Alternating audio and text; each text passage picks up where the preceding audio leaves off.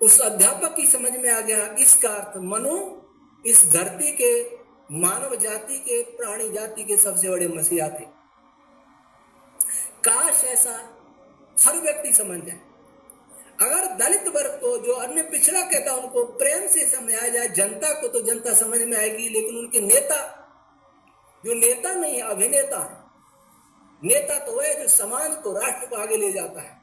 अभिनेता वो है कि झूठ बोल के, झूठे वादे करके सत्ता प्राप्त करना चाहता है, जैसे तैसे सत्ता प्राप्त करना चाहता है, वो अभिनेता कहलाता है। अर्थात मन में कुछ है और बोल कुछ रहा है, कर्म कुछ है, वचन कुछ है, उसे कहते हैं अभिनेता।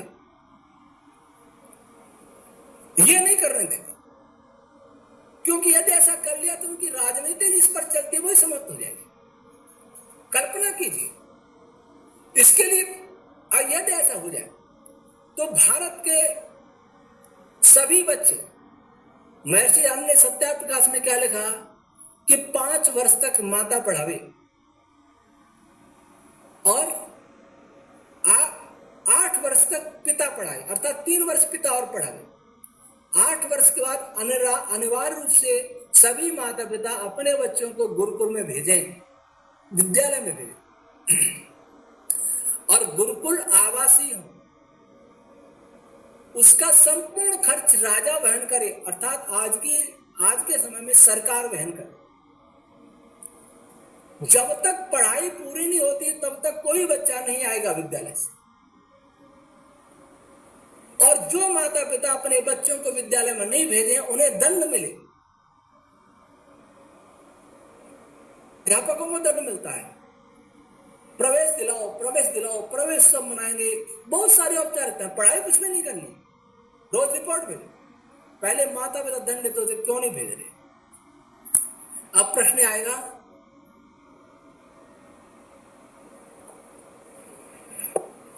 कि माता पिता निर्धन है, तो उनकी निर्धनता कैसे है? क्यों है उनकी निर्धनता? उनकी निर्धनता इसलिए है, उन्हें बच्चों के पालन पर खर्च करना पड़ता है, उनके कपड़ों पर खर्च करना पड़ता है, उनकी पढ़ाई लिखाई में खर्च करना पड़ता है, उनकी चिकित्सा में खर्च करना पड़ता है। ये सारा खर्च बच जाए।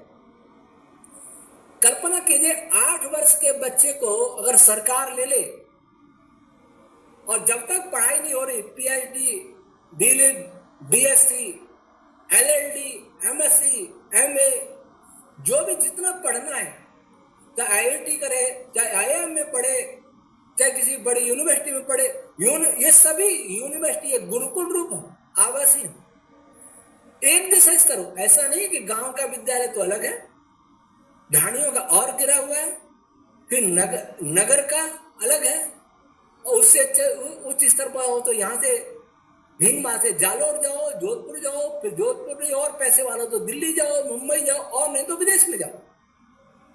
ये सब भेदभाव नहीं होने चाहिए। शिक्षा, चिकित्सा, न्याय तीनों निःशुल्क होने चाहिए। आज तीनों ही पैसे वालों का एक छत्र राज्य, तीनों पर शिक्षा, व्यवसाय, न्याय, व्यापार, वकीलों की कितनी बड़ी फीस होती है, और चिकित्सा बहुत बड़ा व्यापार। टोमेटो का भाव बढ़ गया। इन तीनों में समाज टूट जाता है, व्यक्ति टूट जाता है, इसी के कारण वो गरीब होता है। अगर तीनों सरकार की ओर से मुफ्त हो गए, निःशुल्क हो गए, तो कोई गरीब रहेगा ही नहीं। एक श्रमिक भी अपना पेट आराम से भर सकता है 2 प्राणियों का। 8 साल के बच्चे तक कोई बहुत खर्च नहीं होता, उसके बाद खर्च करना प्रारंभ होता है। तब एक हरिजन का लड़का, जिसको हरिजन कहते हैं, उसका बच्चा, फुटपाथ पर बड़े भिखारी का बच्चा, नट का बच्चा, जोगी का, गील का बच्चा, किस गरासी का बच्चा, सबका बच्चा, और बड़े बड़े नेताओं के बच्चे सब एक विद्यालय में पढ़ेंगे। एक विद्यालय में पढ़ेंगे। जब नेताओं के बच्चे गरीबों के बच्चे के साथ पढ़ेंगे तो विद्यालय की व्यवस्था उत्तम होगी। आज विद्यालयों का, सरकारी विद्यालयों का ढांचा क्यों खराब है? ऑफिसरों के बच्चे पढ़ते नहीं, नेताओं के बच्चे नहीं पढ़ते, गरीबों के बच्चे पढ़ते, और वो गरीबों के नाम पर वोट मांग करके और वही मिला अपने बच्चे को विदेशों में भेजते हैं। जांच करके देखिए किसके बच्चे कहाँ पढ़ते हैं। आपके एमएलए के बच्चा कहाँ पढ़ता है, आपके एमपी का बच्चा कहाँ पढ़ रहा है, यही देख लीजिए। अब तो सरपंच ही बहुत पैसे वाले बन जाते हैं, उनके बच्चे कहीं बाहर पढ़ते हैं। लेकिन इस संविधान में, इस व्यवस्था में ऐसा नहीं होगा किसी को भी एक सीमा से अधिक धन रखने का अधिकार नहीं होगा। अगर सारे देश के बच्चे 8 साल से ऊपर कोई भी परिवार में नहीं दिखे, सभी विद्यालय में दिखे, तो फिर कोई भी निरक्षर नहीं रहेगा, कोई भी अशिक्षित नहीं रहेगा। एक जैसे अध्यापक होंगे, एक जैसा पाठ्यक्रम होगा, एक जैसा खान-पान होगा। और उसके बाद वहां उन बच्चों में कोई ये पता ही नहीं लगा कौन क्या है, किसी के नाम के आगे कोई सरनेम नहीं होगा। सरनेम तो वो देगा, अध्यापक देगा, विश्वविद्यालय देगा, गुरुकुल देगा कि तुम ब्राह्मण हो, तुम क्षत्रिय हो, तुम वैश्य हो, तुम शूद्र हो। कम पड़ जाएगा, बीच में से छोड़ देगा, शूद्र बन जाएगा। लेकिन शूद्र को भी मंत्री बनाने का भी विधान था, शासन में मंत्री बनाने का भी विधान महाभारत में है, उपेक्षणीय नहीं है। आज आश्चर्य है कि राष्ट्रपति भी बन जाता है तब भी अपने को दलित कहता है, मुख्यमंत्री बन जाता है तब भी अपने दलित कहता है, एमपी बन जाता है, आईएएस बन जाता है तब भी दलित बनता है। ये दलित का पीछा कब छूटेगा? कैसे कोई ऊंचा उठेगा? उठना कोई चाहता नहीं है, क्योंकि उसको लाभ भी तो लेना है। राजनीतिक यहाँ कोई लाभ का प्रलोभन नहीं होगा। सभी बच्चे पढ़ेंगे। जब मैं उदयपुर जाता हूं तो पहाड़ियों से छोटे छोटे बच्चे, जिसको आदिवासी नाम दिया गया षड्यंत्र पूर्वक, इस देश में रहने वाले सभी आदिवासी जो इस देश, जिनके पूर्वज देश में जन्मे हैं, कोई विदेशी नहीं आए। अधिकांश मुसलमान भी यही के, कुछ बाहर से आए, तो सभी आदिवासी। लेकिन आदिवासी नाम दिया गया, पहले कहीं आदिवासी नहीं था। शास्त्र में आता है पर्वती या वनवासी, ये तो नाम है। तो जो पर्वती बच्चे हैं वो जंगल में से कुछ फल लाते हैं, कोई खजूर बेचते हैं, कोई कुछ बेचते हैं, और जिनकी पढ़ने की आयु वो पढ़ नहीं पा रहे। बहुत दुख होता है।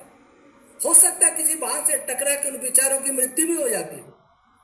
लेकिन जब ये कानून लागू हो जाए तो कोई भी बच्चा वहां भीख मांगता या फल बेचता हुआ, छोटी उम्र में बाल मजदूरी करता हुआ इस देश में दिखाई नहीं देगा।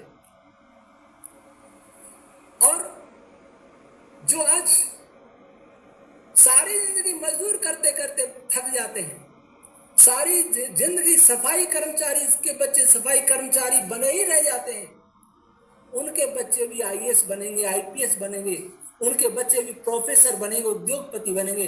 कब बनेंगे? जब ये व्यवस्था लागू। इस व्यवस्था का निश्चित ही ये नेता, और नेता नहीं वास्तव में अभिनेता, और ये बड़े बड़े लोग जिनको बड़ा हम कह देते हैं, जिनको हमने बड़ा मान लिया है, वे विरोध करें, क्योंकि उन्हें इनकी चिंता नहीं। उन्हें अपने ही बच्चों की, अपनी ही पीढ़ियों की चिंता है।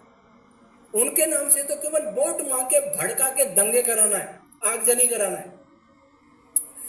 तो सब पढ़ेंगे तो वही कम पढ़ा लिखा होगा, वही श्रमिक रहेगा जिसमें बुद्धि वास्तव में कम, जो पढ़ ही नहीं सकता। जो पढ़ ही नहीं सकता उसे ऊंचा बिठा भी नहीं सकते, वो ऊंचा बिठाएंगे। आज कल्पना करिए, एक इंजीनियर है, अयोग्य इंजीनियर बन गया, बड़ा डैम बनाया, वो डैम टूट गया उसकी अयोग्यता के कारण। मैं किसी वर्ग का नहीं कह रहा, मैं अयोग्य की बात कर रहा हूं। और आरक्षण केवल अयोग्य के लिए होता है, योग्य के लिए कोई आरक्षण नहीं है। वो सामान्य वर्ग में चला ही जाता है, चाहे ओबीसी से आया हो, चाहे एससी से आया हो, चाहे एसटी से आया हो। तो अयोग्य का बनाया हुआ बांध अगर फूट जाता है, हजारों लोगों की मृत्यु हो जाती है, करोड़ों अरबों की संपत्ति नष्ट हो जाती है। उसमें कितने ही ये तथाकथित दलित भी होंगे, कितने ही ओबीसी होंगे, कितने ही जनरल होंगे। तो एक व्यक्ति को इंजीनियर पद देने के लिए हमने हजारों के जीवन के साथ खिलवाड़ किया, देश की अरबों की संपत्ति को स्वाहा कर दिया एक व्यक्ति को ऊंचा उठाने के लिए। इसमें कौन सी बुद्धिमानी का? एक डॉक्टर अगर जीरो वाला पास होकर के डॉक्टर बन जाता है, कितनी जिंदगियों से खिलवाड़ करेगा, उसमें कितने लोग दलित भी मरेंगे। उसके लिए कौन उत्तरदायी होगा? ये कानून और ये संविधान उत्तरदायी होगा, और ये नेता उत्तरदायी होंगे। जब सभी को समान, कुछ बच्चे इसलिए योग्य रह जाते हैं, गांव के विद्यालयों में पढ़ाई नहीं होती है, उनमें कोई देखभाल नहीं है, कोई नहीं। उनमें कोई संसाधन नहीं है, और उनके ऊपर सरकारी विद्यालयों में तो अध्यापकों पर काम इतना दे दिया जाता है वो पढ़ा ही नहीं पाते। बिल्कुल बिल्कुल। इसलिए गांव के बच्चे पिछड़ जाते हैं। प्राइवेट स्कूलों में पैसे वालों के बच्चे पढ़ जाते हैं, वो आगे बढ़ जाते हैं, फिर वे ही आगे से आगे वही बढ़ते जाते हैं। और गांव और ढाणियों के बच्चे, गरीबों के बच्चे पिछड़ते जाते हैं, फिर वो कहते हैं आरक्षण दो। आज एक नेता है, नेता सिर्फ हिंदू बहुत बड़ बोला है, सिर्फ हिंदू। वो कहता है न्यायालयों में कितने SC ST OBC कितने हैं, अल्पसंख्यक कितने हैं। अब तो सौंदर्य प्रतियोगिता में भी वो OBC अल्पसंख्यक कितने आए, दलित कितने आए, वो उस नौकरी में कितने हैं, उसमें कितने, अर्थात उनको हर जगह जाति देखते हुए तोड़ना ही तोड़ना एकमात्र लक्ष्य है। ऐसे नेताओं के षड्यंत्र को मिटाने के लिए यही एक उपाय है कि इस देश के लोग, चाहे वो अपने को दलित कहते हो, चाहे पिछड़े कहते हो, चाहे सामान्य कहते हो, एक हो जाए और इस मनु की व्यवस्था को समझें। तो न कोई दलित रहेगा, IAS बनकर के तो क्षत्रिय बन गया, मुख्यमंत्री, प्रधानमंत्री, राष्ट्रपति बनके तो क्षत्रिय हो गया, वो दलित रहा कहां, शूद्र रहा कहां। लेकिन वो शूद्र कहता है, सांसद बनके भी शूद्र कहता है और उनको भड़काता है, आग लगाता है। ये सब बंद हो जाएगा। जब पढ़ लिख करके निकले तब योग्यता के अनुसार काम मिले, इससे देश में प्रतिभाएं निखरेंगी, प्रतिभाओं को अवसर मिलेगा। और जिनकी पूर्वज बिल्कुल अनपढ़ गरीब रहे, उनके बच्चे भी प्रतिभाशाली बनेंगे, समृद्धिशाली बनेंगे, अच्छे बिजनेसमैन बनेंगे, उद्योगपति बनेंगे, प्रशासनिक अधिकारी बनेंगे, वैज्ञानिक बनेंगे, अर्थशास्त्री बनेंगे, इंजीनियर, डॉक्टर बनेंगे। अब प्रश्न आएगा कि इतना खर्च कहां से है? लाखों करोड़ उद्योगपतियों का ऋण माफ हो जाता है, और जो बड़े बड़े उद्योगपति, इसमें लाखों करोड़ की प्रॉपर्टी किस लिए है? उनकी प्रॉपर्टी लेकर के इस व्यवस्था को लागू करनी चाहिए। तब बहुत सारी व्यवस्था जो आज चल रही है फर्जी, उनका धन बच जाएगा, आरक्षण के नाम पर लड़ना बच जाएगा, छुआछूत भेदभाव मिट जाएगा, गरीब अमीर का भेदभाव मिट जाएगा, ऊंच नीच का भेदभाव मिट जाएगा, और एक भारतीय दूसरे भारतीय से प्रेम करे। किसी को विदेशों में चिकित्सा के लिए जाने की जरूरत नहीं रहेगी, किसी को विदेशों में अपने बच्चे को पढ़ाने की जरूरत नहीं रहेगी, क्योंकि जो वहां पाना चाहते वो अपने गुरुकुलों में मिलेगा, अपने विद्यालयों में मिलेगा। इससे बढ़िया व्यवस्था कोई नहीं हो सकती। महर्षि दयानंद ने तो कहा है कि यह भी व्यवस्था होनी चाहिए कि ब्राह्मण का बच्चा अगर शूद्र रह जाए, अर्थात बहुत पढ़े लिखे का बच्चा अनपढ़ रह जाए, तो उसको वो किसी अनपढ़ शूद्र को गोद दे दे, क्योंकि वह उसका काम नहीं, वह उसकी उन्नति नहीं होगी, वो श्रमिक रहेगा तो श्रमिक के घर भेज दे। और एक श्रमिक का बच्चा अगर बहुत बुद्धिमान है तो अपने बच्चे को ब्राह्मण को गोद दे दे, ताकि उसकी उन्नति वहां होगी पढ़े लिखे से। ये व्यवस्था थी जहां अपनी संतान का मोह भी छोड़ करके राष्ट्र की उन्नति ही सबका लक्ष्य होता था। वह व्यवस्था थी भगवान मनु की वेदोक्त व्यवस्था।